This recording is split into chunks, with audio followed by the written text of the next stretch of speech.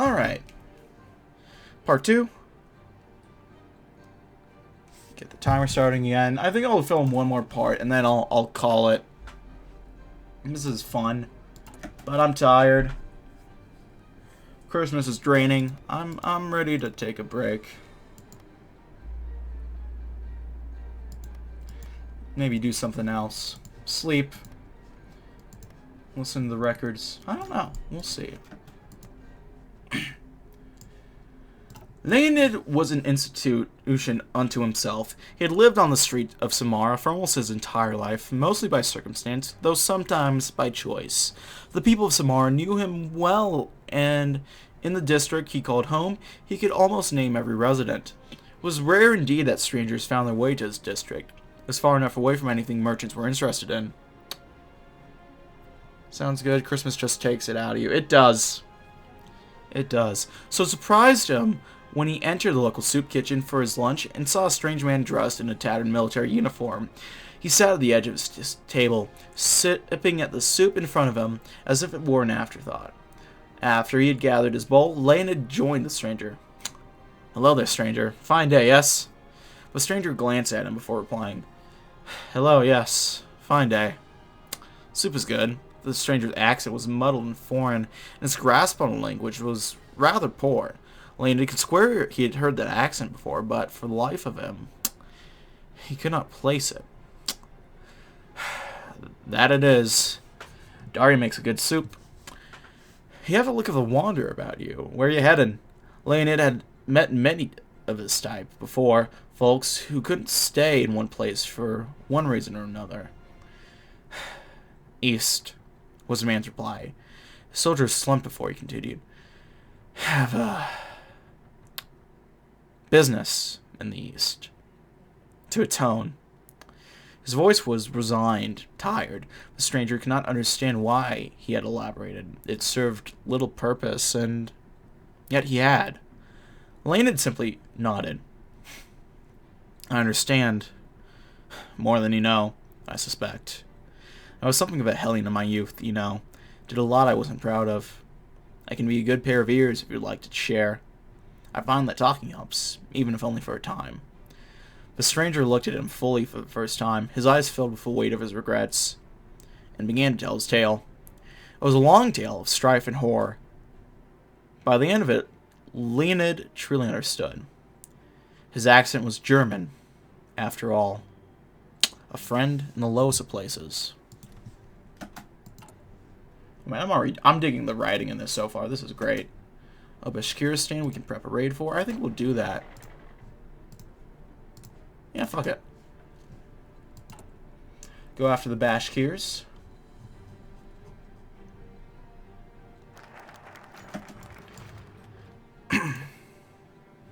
General Bunyachenko had not risen to his current position of mouthpiece for his Stratocracy clique for nothing. Today, the general's simple logic and well-structured argumentation had carried the day and won a majority of the officer corps' votes. After all, how can the people of Samara expect the proud men of the ROA to defend themselves and maintain peace without food and supplies? General Bunyachenko's handlers within the officer corps could be seen nodding and whispering to one another as a resolution to increase taxation had passed.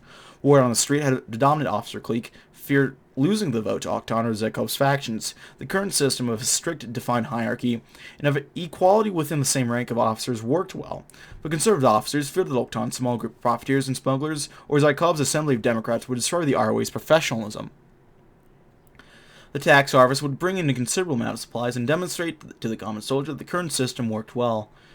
Perhaps General Voslov would take note when looking for a successor, or a group of successors.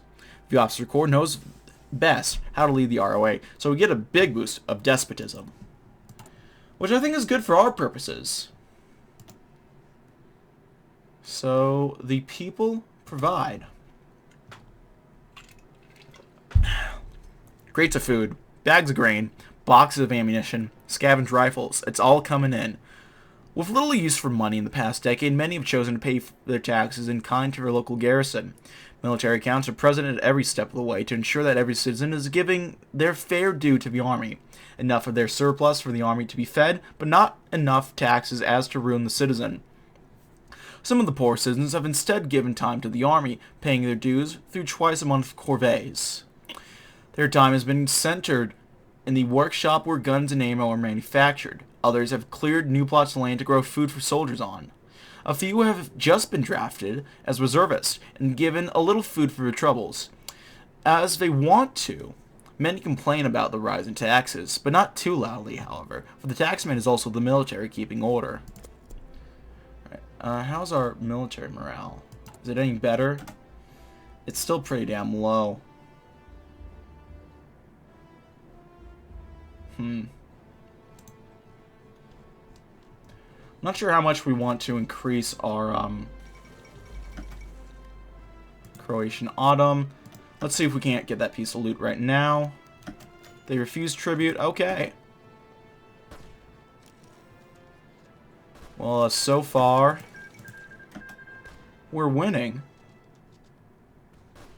Now they actually, send a troop. That helps.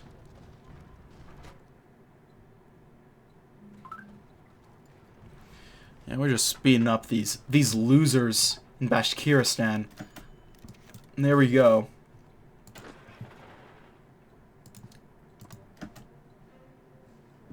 And of course, it fucks up my army, but what are you gonna do? Food for the hungry, political support, stability, war support, get the field marshal back. Find which general we were going with. I think it was Fyodor.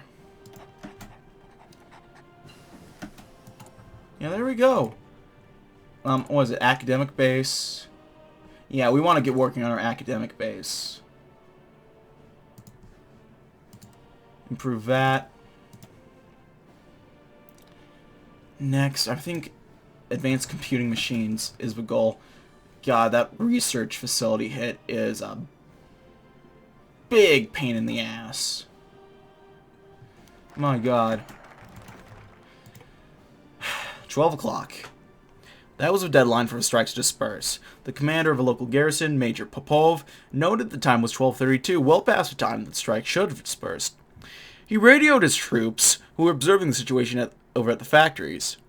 ROA troops frequently mediated between employers and employees, especially during tense situations like this one. He asked a simple question. Have they dispersed? The answer Popov got was not the one he was hoping for. The strikers won't give up. The voice on the other end of the radio responded.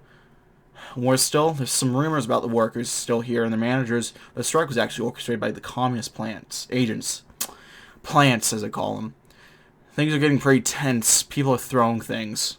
What came after that was what really worried Major Popov. Some of the greener troops, I think they're unnerved. If things go south, I think they might start shooting. Popov cursed himself. The damn strikers. It was the third time in 3 months that this had happened. And every time, it was up to the ROA to sort this thing out. How many times would he have to deal with this before he made his superiors understand that he and those he commanded were soldiers, not policemen? Regardless, Popov had to make a choice. He could send in his troops to disperse the strikers and potentially kill or weed out the apparent communist plants. Surely this would calm things down and set a precedent for the ungrateful strikers that their insubordination would not be tolerated. It might be unpopular in the short run, but will also ensure the stability of the streets, for the workers will surely be reluctant to complain if it meant being on the wrong end of the barrel of a gun. However, Popov would have the lives of those workers on his hands. Similarly, if he refused to send in the army, the workers would be happy and alive, of course, but business interests would feel betrayed. It wasn't an easy call by any means, but Popov knew that he would have to make it. It would be a PR disaster if his recruits lost their cool and fired into the crowds. This is no place for the army to intervene.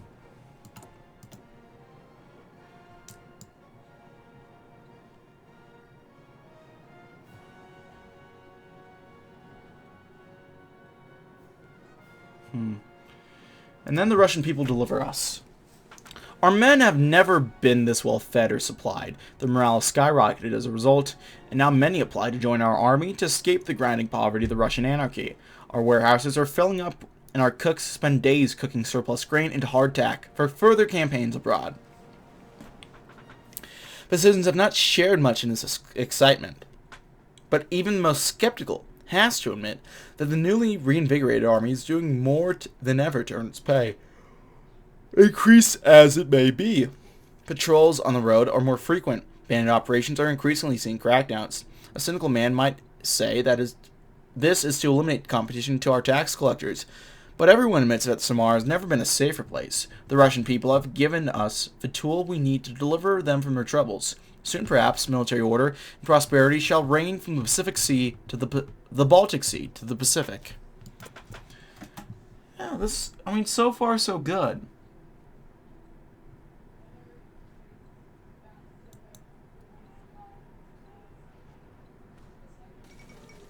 Brazil wins World Cup.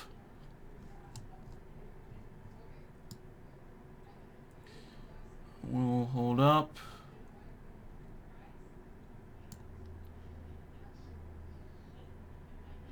Do some industrial investments once we get to 75.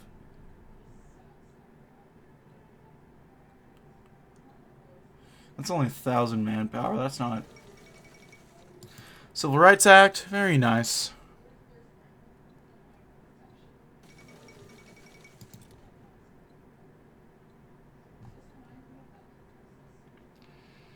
$48 pp a day.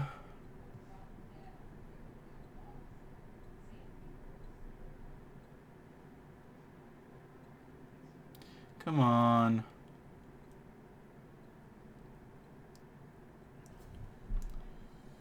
And there we go.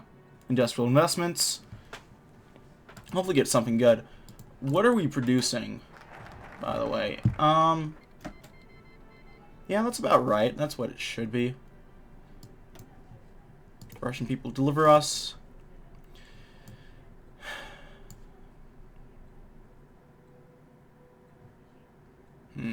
Let's deal with dissent. It's not escapeless hope in the KONR's leadership attention that our Army of National Liberation is widely unpopular even among the members of our nation that we have already liberated.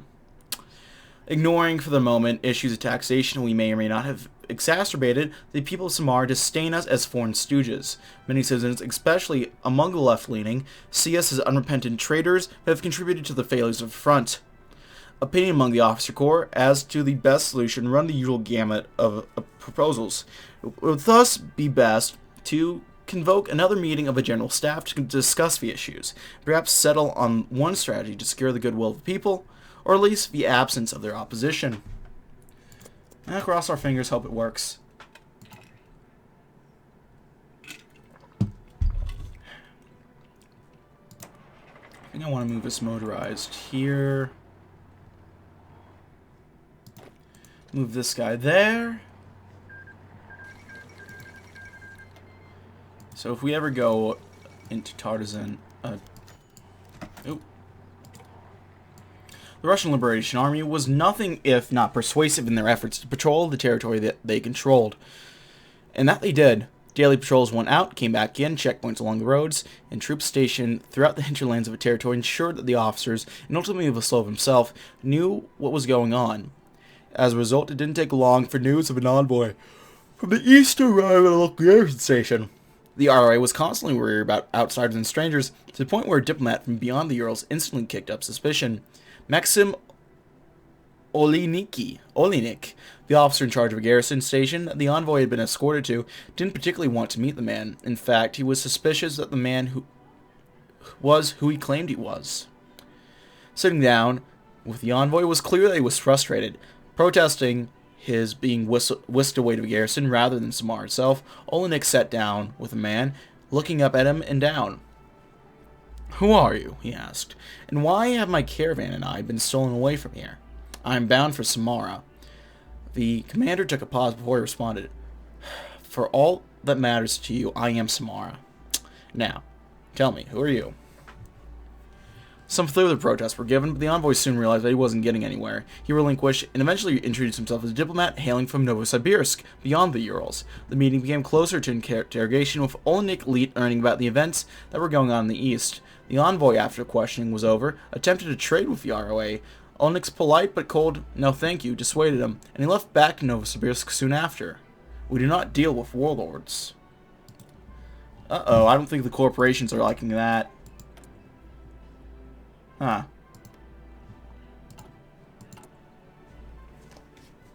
Funny that.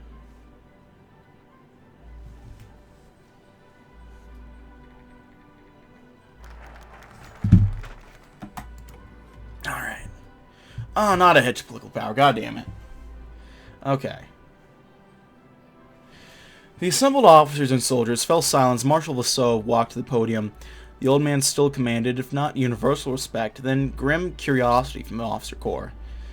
Friends of a National Liberation Army and of KONR, ever since your valiant efforts have freed the lands around Samara, opponents to our liberation efforts have perpetually tried to undermine our rule. Their attempts to spread discontentment have not been helped by the endless bombing campaigns and the frequent economic problems imposed on the Russian people by the anarchy.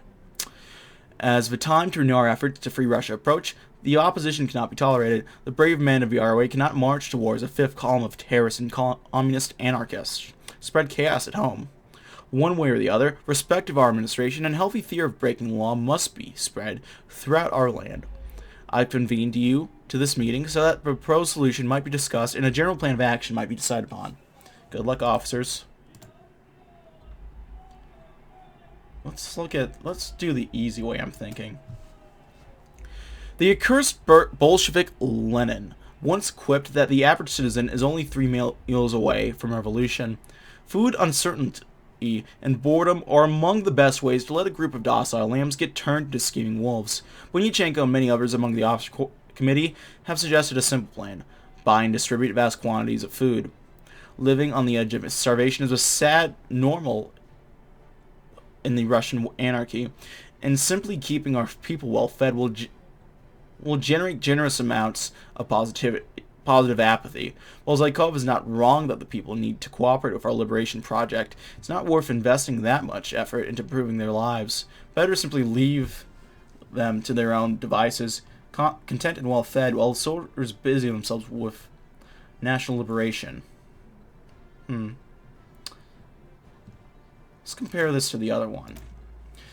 The indefatigable Zykov has used his time at the podium to argue that the best way forward is to go at it intelligently and legitimately, to try and improve the lives of our citizens. Legitimacy is derived from the people's support. Our soldiers are still brothers, fathers, and sons. The men tilling the fields and building the guns are no less indispensable than the men fighting for New Russia. Enslaving a whole nation for the purposes was a mistake of the Soviet Union and the Third Reich, and now the first is long dead and the second finds itself dying. It might not be the easiest path. Fear, suspicion, and shattered hopes may push our citizens towards distrust. Some may never forgive us for working with the Germans, and we will have to go the extra mile to prove our good intent. But this problem may be solved now, must be solved now, lest our reputation of tyranny spread to newly liberated provinces.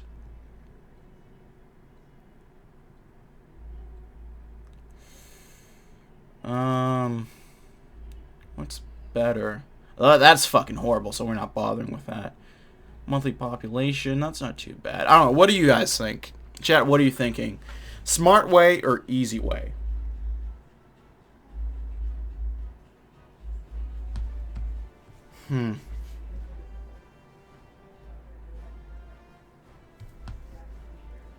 Smart? It's kind of what I'm leaning towards, too. Alright, we're doing the smart way. It'll help out Zykov and his faction a little bit, which isn't the most ideal, but we'll do it. Georgy Zelenkov and Vasily Malikshin, both leading figures within the ROA and closely associated with Zykov's propaganda efforts, proceeded, as we often did, towards their office. Regularly sharing a car and convoy, the two men spoke at length about their efforts for the day, as well as challenges that they would work to overcome, until Zelenkov suddenly shouted at the driver to stop. Hastily exiting the car, to the consternation of his bodyguards and the other vehicles, he strode over to the wall where a postal he and Malikshin collaborated to create was hanging. You just listened to an idiot telling you to do it the smart way. I mean, yeah, but I mean, you know, I don't know, that might be a bad idea. Joined by Milikshin a moment later, and with their bodyguards quickly establishing a perimeter, they inspected the poster, exchanging a knowing look, and with a wordless nod from the other man, Zelenkov quickly tore it down, aware of how fortunate it was that they, and not the others within the RA's high command, had seen it first. His relief was short-lived, however, as Milikshin tapped his shoulder and pointed across the street. Another copy of the poster, defaced, with more of them down the street disfigured similarly. Every single one, in fact. Milikshin began fiercely speaking of how they would need to summon soldiers immediately to remove them, but Zelenkov barely heard him. He was too busy looking at the people, who had retreated a respectable distance from their ROA bodyguards, but who still watched him closely, and that brought them nothing but worry. Because if the people were brave enough to vandalize the ROA's posters in such brave numbers and public fashion, what else were they brave enough to do? Unrest builds. Uh-oh. Okay, who do we want to raid? Tatar Republic. Yeah, let's raid the Tatars. I mean, we're pretty much on their border already. Hopefully they'll submit. Make it easy on me. I have a feeling they won't.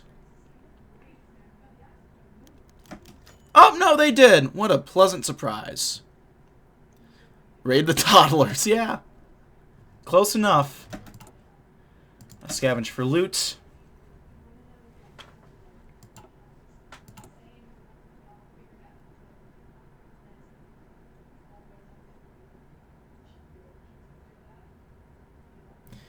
I'm actually thinking we need to really get working on our research the best we can. As quick as we can. Because right now, fuck, we're not in a good spot. The men of the village sat somber in their church, wearing the least filthy and least bloodied, though still noticeably so, of their holiday attires. Chairs had been gathered in a rough circle, centered on the strange man from Samara. Leaning against the wall was an array of soldiers, their friends dangling carefully from the rifle slings. Friends and brothers, you've been called to this meeting to help assist the Army of Russian Liberation. It's always been our hope to bring freedom and democracy to the lands under our control. Today, we've come to hear from you and your kin. What are some issues you'd like to see addressed? How do we improve your lives, citizens? An embarrassed silence. Someone raised their hands halfway before reconsidering. Not fast enough for the indefatigable friend of the people. Zaykov pointed to the man. You, my friend, you have something on your mind? It's just, sir, the soldiers come around for taxes, but it's never the same amount. I thought, that we'd like to know in advance how much they need, so that we can be prepared to hand it out to them, sire. Zukov nodded this. Encouraged a few of the others brought up their complaints, always respectfully to the soldiers of the room. Long dormant ruins that occupied their fields, bombing raids that left a good half of the village peoples homeless, mined and half-awake bombs that detonated in the night. Little by little, a picture emerged of a myriad of prominence, affecting this here village out in the middle of nowhere. The ROA's chief propagandist would put this information to good use. A few patrols should see to their needs sufficiently, and hope that the villagers would remember their benefactor in return. A man of the people, Lety Zykov. Man, he seems like a nice guy. It's a shame we can't go with him. Let's go ahead and hear the people out a bit more.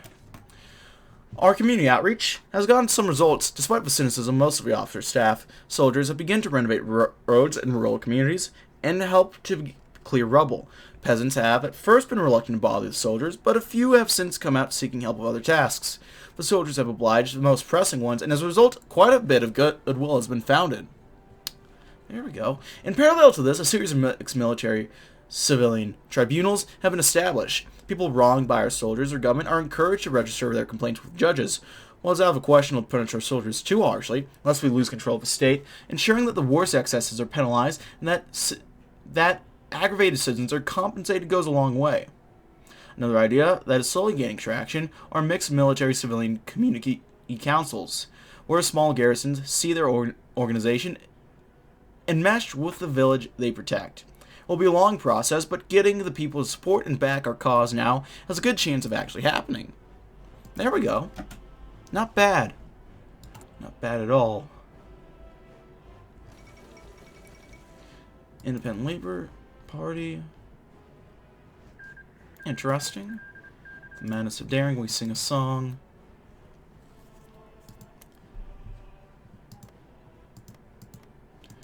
guess we'll see what we end up getting the factory in. Oh, we get a free military factory. That's nice. Looks like we could use some anti-tanks, so I'll put that towards that for now.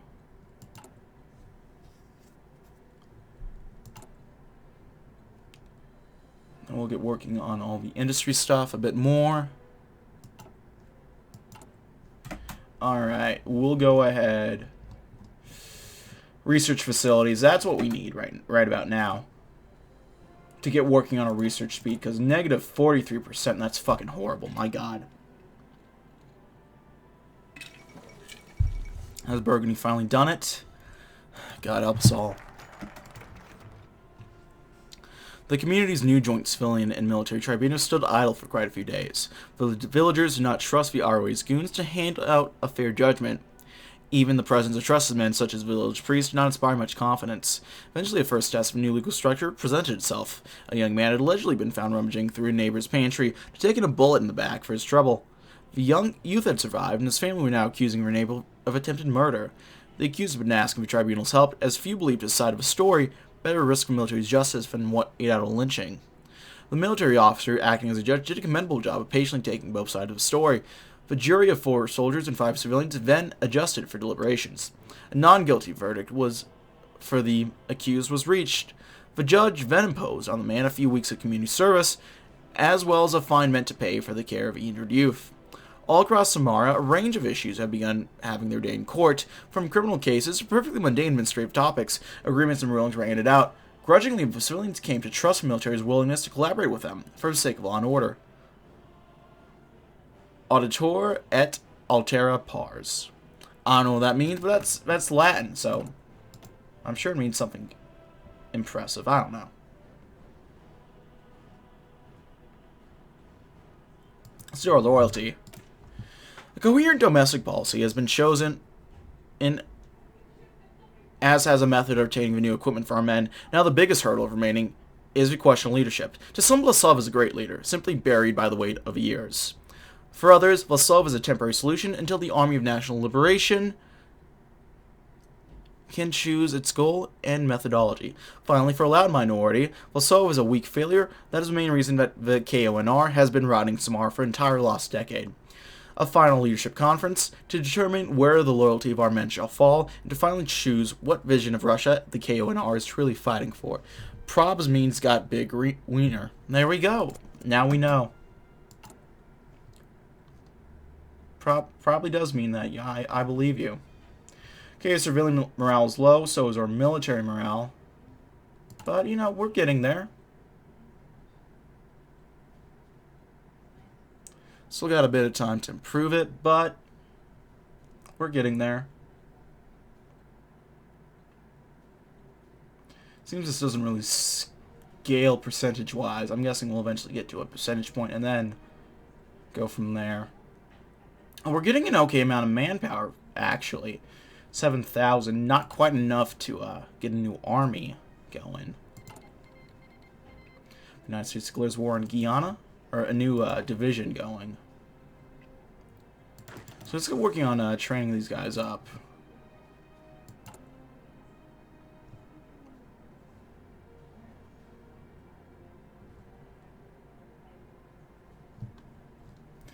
But I mean, so far so good. Our loyalty. Let's go to the committee. The KONR and its leading officers have fought so hard to break the communist menace. Our men bravely led the spear into the heart of a resurgent Soviet Union. Have the people been grateful to us for saving them of a new Bolshevism? Not for an instant. Have the Germans done anything but throw us a bone before kicking us back into the kennel? In their arrogance, they called us subhumans one moment before begging us to guard their border the next. These are hard times for Russia, and they call for hard men. The Russian Army of National Liberation will lead Russia into its renewal. Those strong enough to follow us as soldiers and generals will gladly be accepted. The others are not worth the dirt they stand on. Our leader Vlasov can have no successor but Bunyachenko. I mean, that's what I'm hearing.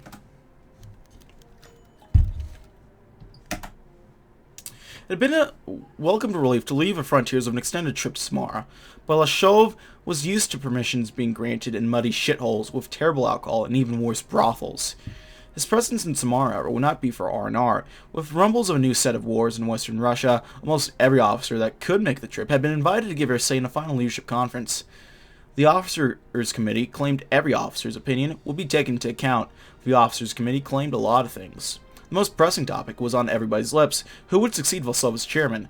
Balashov didn't really care. He suspected few others did. Far from the little games played in Samara, the vast majority of the ROA spent most of its time patrolling, training, and keeping an eye out on the locals. None of them knew what the future would bring.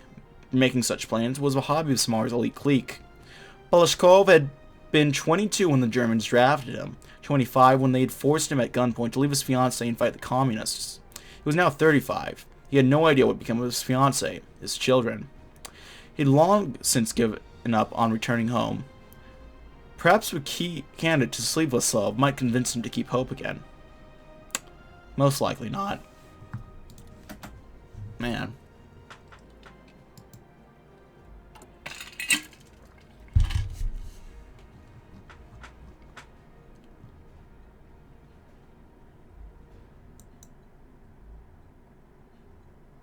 Bit of a downer event. What do we got? External investments. Probably save up to get another industrial thing. Another few factories is always going to be nice. Okay, we can get some more industry.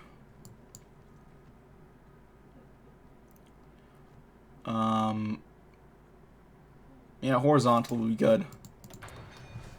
In theory, the day's topics were merely about the best way to administer newly liberated areas. A young captain made a passionate speech about collaboration and partnership with local civilians. The next officer to speak was Commander Bunyachenko, the usual mouthpiece of the upper echelon of the Officers' Committee. Balashkov was less interested in Bunyachenko's speech than in the man himself.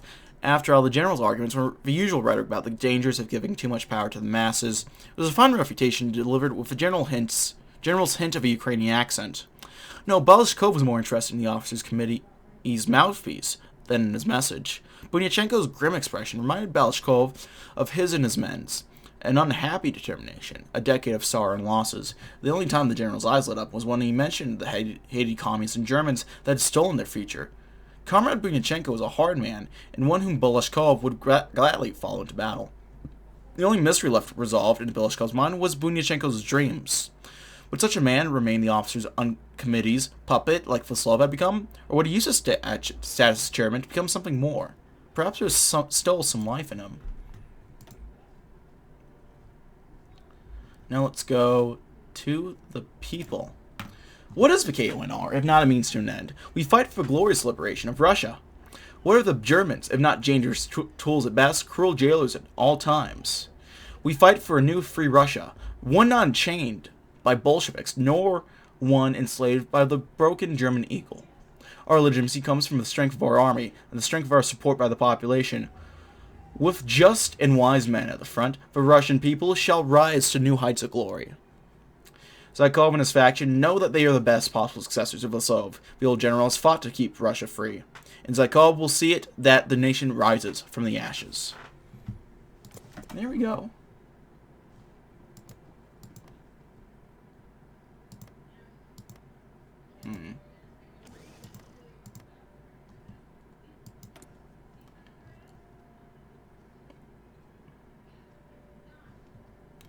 Oh, these guys coming along.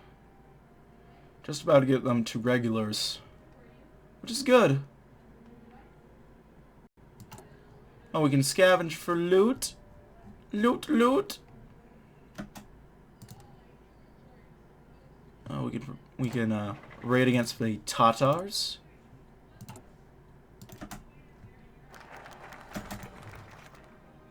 The day's conference had ended. Balashkov and a few other officers from his district had settled in a local bar to get refreshments after a day talking.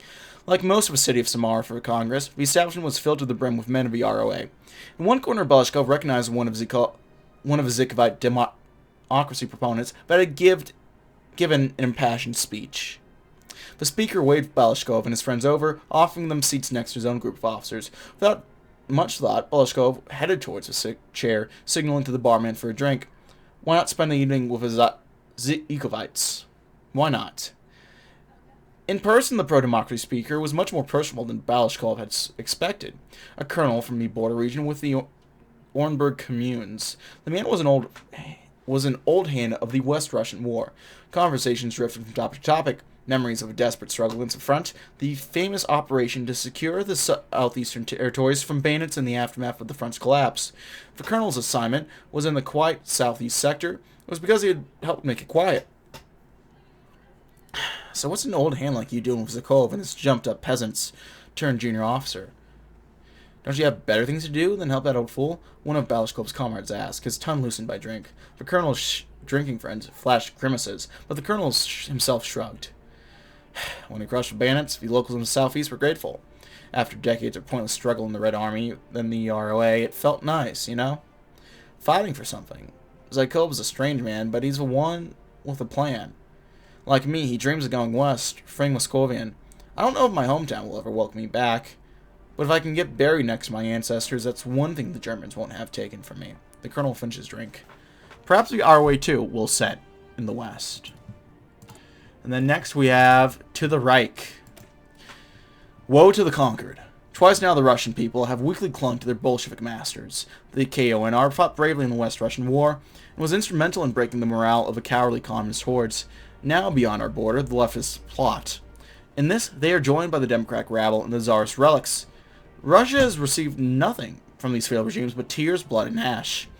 It is indeed the time for strong men, and the Germans are strong. We must aid them in their conquest to bring forth a new era. The foreign Judeo-Bolsheviks and their traitors' accomplices will hang, and from their bodies a new state will be built. Oktan and his associates will enact this feature. Again, not a nice guy, as we can tell.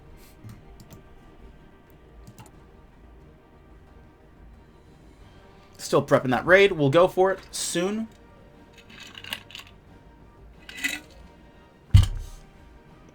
Initiate raid.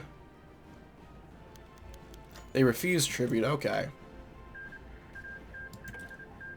That's how you guys want to be.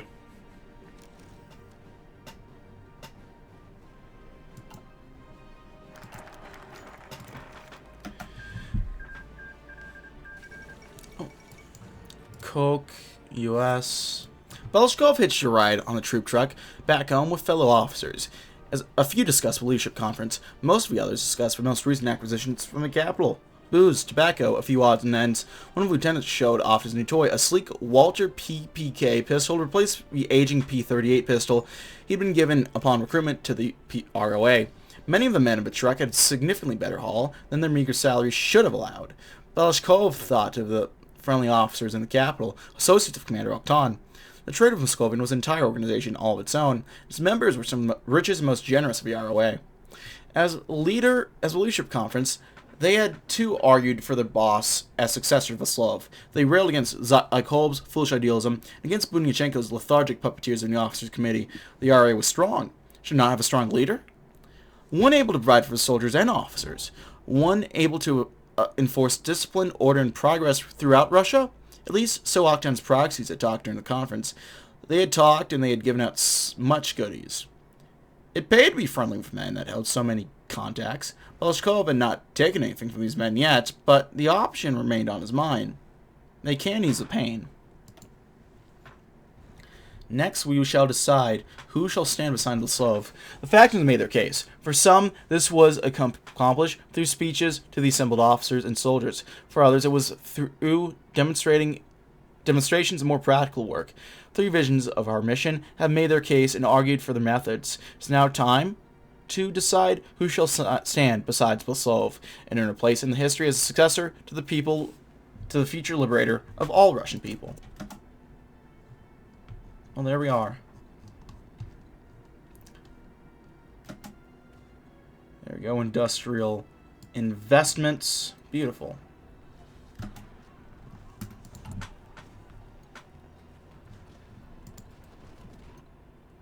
Uh-oh, that's actually not going well. Oh dear. Yeah, I think we're gonna lose this.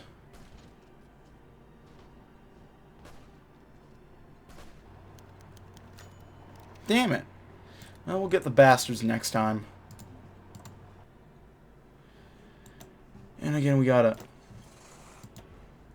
How about Irons? Who the fuck is that? Let's get Sergey back in.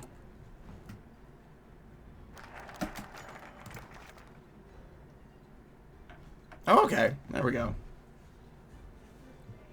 Today, Andrei Vasilov has reluctantly made what will be in time be known as Vasilov's secret speech to his most senior and long-standing officers of the ROA, announcing his successor. It's been a well-known, if unspoken fact, that the aging chairman has not been in good temperament recently, and many have long expected this day to come. One of Vasilov's aides attended him as he prepared his final speech, announcing the chairman's successor within the hour. He was expected by the officer committee 15 minutes ago for a standing meeting before the announcement, but hadn't bothered attending. The aide, one of the few allowed into the chairman's room, silently observed the old marshal. His brow was furrowed, and despite rather chilly temperatures of the office, it seemed that his face glistened with sweat. He was intensely staring at the script, scribbled by hand on a piece of paper, not reading it or editing it, just staring. The aide checked his watch. Sir, He tried to hurry the marshal along, well familiar with the punishment he received from Vlasov being late of his own accord. Vlasov, however, put a hand as soon as the aide spoke, silently terminating the aide's hope to get things moving. The marshal stood up slowly and delicately folded the piece of paper up in his pocket. "Shall we?" asked the aide. "Yes, sir." The old marshal stood in front of the officers, some of them having been with him since the early stages of the ROA. He looked at all of them, seeing familiar faces, but for the first time, more than a few faces he didn't recognize. Could they be new? Vlasov asked himself, the silence of the room deadening. As they all looked to him and waited, or he'd simply forgotten who they were. Sighing, Vlasov looked down at the paper and spoke at last. "As you all know, I'm not getting any younger. It's time for me to announce a former successor to the Russian Liberation Army's chairman position, and for this I have chosen Bunyachenko for the officers." There we go, boys. Andrei Sidorov, longtime aide of the long-suffering Vlasov, was called into his office alongside approximately a dozen of his peers. From aides to administrative assistants, all of those who were relevant to Vlasov's immediate life. A few chairs had been scattered around, but most had to stand. Vlasov himself was behind his oaken desk, the entire barren room brightly framed by a large window immediately behind him. The old chairman took a cursory glance outside before turning towards Sidorov and the rest of his crowd. "It's no secret that there has been some consternation about the matter of our movement's leadership after I'm gone."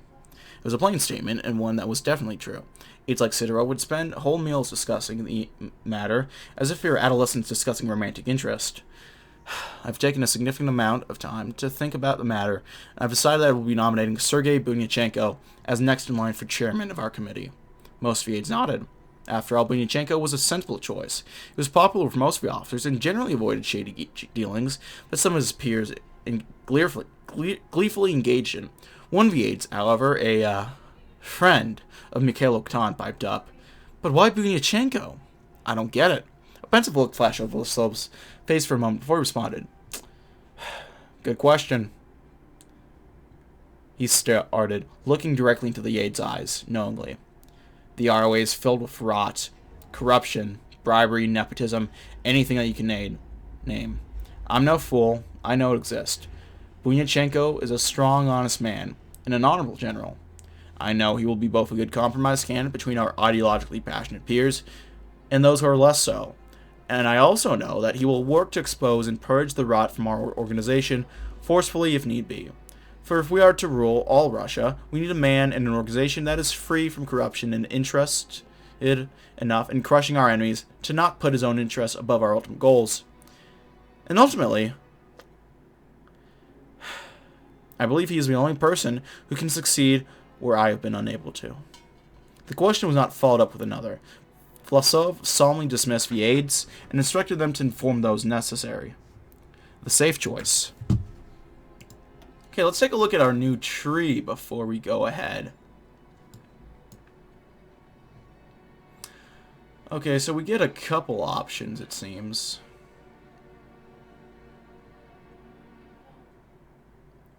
What would be the better option? Putting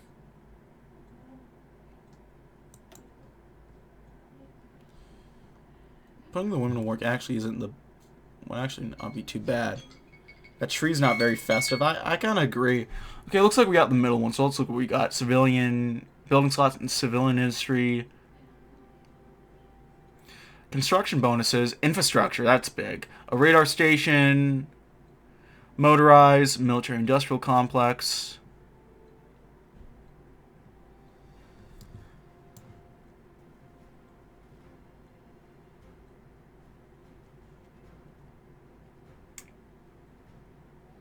Okay.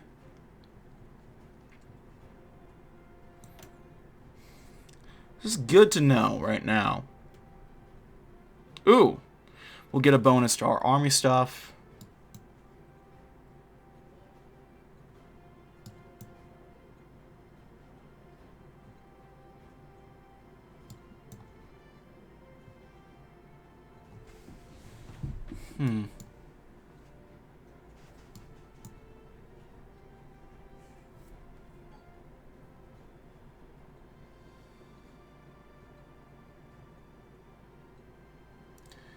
Get some good bonuses to morale.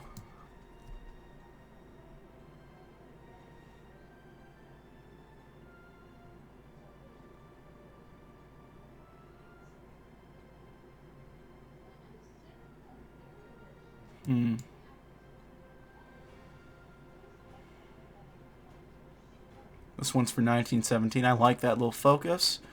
Decrease in coring time. Right, I think coring time is going to be a big pain throughout all of this.